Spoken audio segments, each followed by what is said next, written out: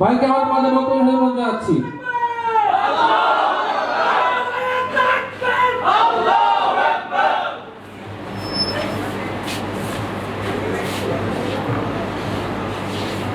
আসসালামু আলাইকুম ওয়া রাহমাতুল্লাহি তাআলা ওয়া বারাকাতুহু। ওয়া আলাইকুম আসসালাম। আলহামদুলিল্লাহি রাব্বিল আলামিন ওয়াসসালাতু ওয়াসসালামু আলা রাসূলিল কারীম ওয়া আলা আলিহি ওয়া সাহবিহি আজমাইন ওয়া লা আকিবাতু লিল মুত্তাকিন।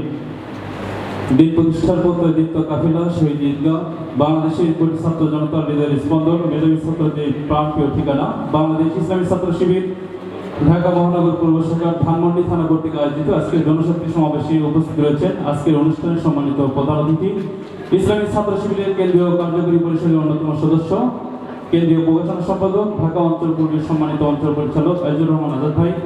উপস্থিত রয়েছেন আমাদের একান্ত শ্রদ্ধাভাজন মুরব্বী, গণমানুষের সংগঠন বাংলাদেশ জামাত ইসলামী ধানমন্ডি জোনের সম্মানিত সহকারী পরিচালক আমাদের আব্দুর রহমান আঙ্কেল। উপস্থিত আজকের এই প্রোগ্রামের সম্মানিত সভাপতি, ধানমন্ডি থানার সম্মানিত সভাপতি, ঢাকা মহানগর পূর্ব শাখার পরামর্শ অন্যতম সদস্য সাব্বির আহমদ ফাহিম ভাই সহ ছাত্র শিবিরের নেতৃবৃন্দ, আজকে জনশক্তি সমাবেশে উপস্থিত ধানমন্ডি থানার সম্মানিত প্রাণপ্রিয় জনশক্তি ভাইরা, আল্লাহ দরবারে শুকরিয়া আদায় করছি কৃতজ্ঞতা চিত্তে, মস্তক অবনত চিত্তে শুকরিয়া আদায় করছি জনাবে কারীম 5 আগস্টের পরে আমাদের এত সুন্দর একটি পরিবেশ এই ভূখণ্ডে দিয়েছে। এতদিন পর্যন্ত আমরা ইসলামের কথা, হক কথাগুলো প্রকাশ্যে সাধারণ ছাত্রদের মাঝে তুলে ধরতে পারতাম না। আমাদের দাওয়াতগুলো কত ক্রাইটেরিয়া মেনটেন করে আমাদের ছাত্র সমাজের কাছে পৌঁছাইতে হতো। আল্লাহ রাব্বুল আলামিন তার এমন একটি সুযোগ, এমন একটি পরিবেশ আমাদেরকে দান করেছেন। মস্তক অবনত চিত্তে শুকরিয়া আদায় করি, সকলে বলি আলহামদুলিল্লাহ। রাসূল কারীম সাল্লাল্লাহু আলাইহি সাল্লামের প্রতি সংক্ষিপ্ত দরুদ পড়ছি সাল্লাল্লাহু আলাইহি সাল্লাম। সম্মানিত প্রিয় ভাইরা, আমাদের মাঝে উপস্থিত রয়েছেন আজকের অনুষ্ঠানে সম্মানিত প্রধান অতিথি, প্রধান আলোচক ভাইরা কথা বলবেন। আমি সামান্য কয়েকটি কথা বলে শেষ করছি। ইসলামী ছাত্র শিবির একটি আদর্শিক সংগঠন। এই সংগঠনের শিকড় মূল এমন গভীরে, মাটির অত্যন্ত এত গভীরে, যে এই সংগঠনের মূলকে ছিন্ন করার কোন শক্তি বাংলার জমিন তো নয়, বিশ্বের কোন শক্তি এই সংগঠনকে নির্মূল করতে পারে না। আল্লাহ রাব্বুল আলামিন তাআলা কোরআনুল কারীমে বলেছেন, ইউরিদুনা লিইউতিউ নূরাল্লাহি বিআফওয়াহিহিম ওয়াল্লাহু মুতিম্মু নূরিহি ওয়ালাউ কারিহাল কাফিরুন। তারা চেয়েছিল ইসলামের এই আলোকে, ইসলামী আন্দোলনকে, নবীর এই মিশনকে মুখের ফুৎকার দিয়ে নিভিয়ে দিবে, কখনো নয়। আল্লাহ বলেছেন, আমি এই আলোকে, এই ইসলামকে, ইসলামী আন্দোলনকে টিকিয়ে রাখবোই রাখবো, যদিও কাফিররা এটা অপছন্দ করে।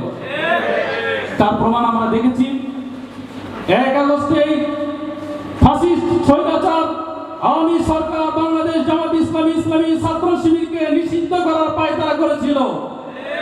তারা তথাকথিত প্রজ্ঞাপনের মাধ্যমে নির্বাহী আদেশে জামাত ইসলামী, ইসলামী ছাত্র শিবিরকে নিষিদ্ধ করেছে। কিন্তু এই দেশের মানুষ, আপামর জনতা এই মহতী সংগঠনকে হৃদয় দিয়ে ধারণ করেছে।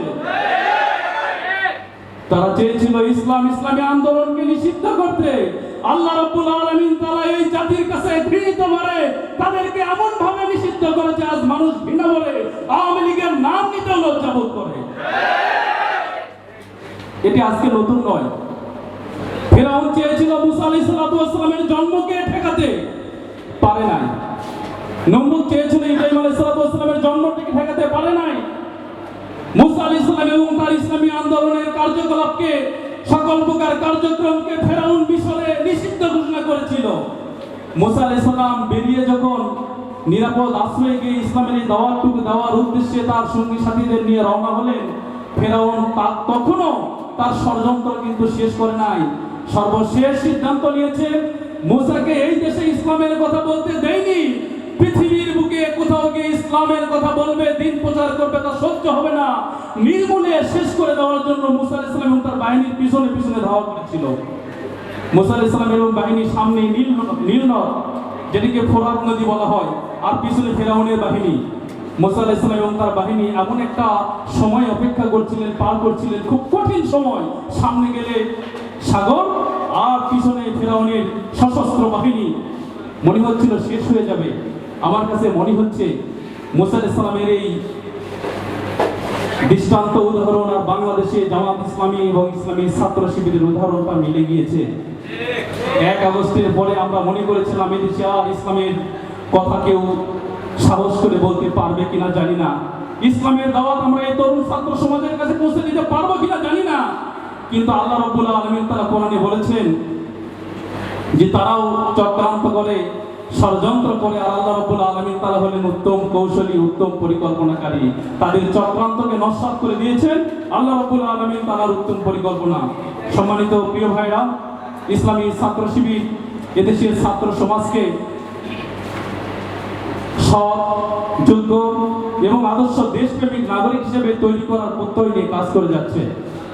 এদেশের শিক্ষা প্রতিষ্ঠানগুলোতে যখন ছাত্রলীগ, ছাত্রদল সহ অন্যান্য ছাত্র সংগঠনগুলো অস্ত্রের ঝঞ্ঝানিতে ত্রাস সৃষ্টি করতে ব্যস্ত, সেই সময় ইসলামী ছাত্র শিবির এমন একদল নির্ভীক ছাত্র, এমন একদল নির্ভীক আদর্শিক মানুষ তৈরি করার প্রত্যয় নিয়ে কাজ করে যাচ্ছে, যারা দিনের বেলা শিক্ষা প্রতিষ্ঠানে পড়ালেখা করবে, রাত্রিবেলা তাহাজ্জুদে আল্লাহ রাব্বুল আলামিন তার কাছে ধর্ণা দিয়ে পরিবারের সবচেয়ে সর্বোত্তম আদর্শ সন্তান, শিক্ষা প্রতিষ্ঠানের সবচেয়ে আদর্শ এবং ভদ্র ছাত্র এবং সমাজের সবচাইতে আদর্শিক নাগরিক হিসেবে তৈরি করার জন্য ইসলামী ছাত্র শিবির কাজ করে যাচ্ছে। প্রিয় ভাইরা আমার, ইসলামী ছাত্র শিবিরের এই অগ্রযাত্রাকে দমিয়ে দেওয়ার মতো শক্তি কখনো কোনোদিন ছিল না, আজও নেই।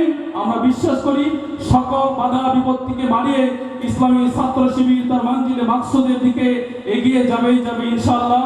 সেই দুর্গম পথ পাড়ি দিতে ধানমন্ডি থানার সকল জনশক্তিকে সাহস, সাহসিকতা, মেধা, যোগ্যতা এবং আমানতদারিতার সাথে এই আন্দোলনে ওতপ্রোতভাবে ভূমিকা পালন করার জন্য বিশেষ আহ্বান রেখে আজকের এই অনুষ্ঠানে যে সকল ভাইয়েরা অংশগ্রহণ করেছেন তাদের সকলকে ঢাকা মহানগর পূর্ব শাখার পক্ষ থেকে ধন্যবাদ এবং মহরত জানিয়ে আমার কথা এখানে শেষ করছি। আলহামদুলিল্লাহ রাব্বিল আলামিন। আসসালামু আলাইকুম ওয়া রাহমাতুল্লাহ।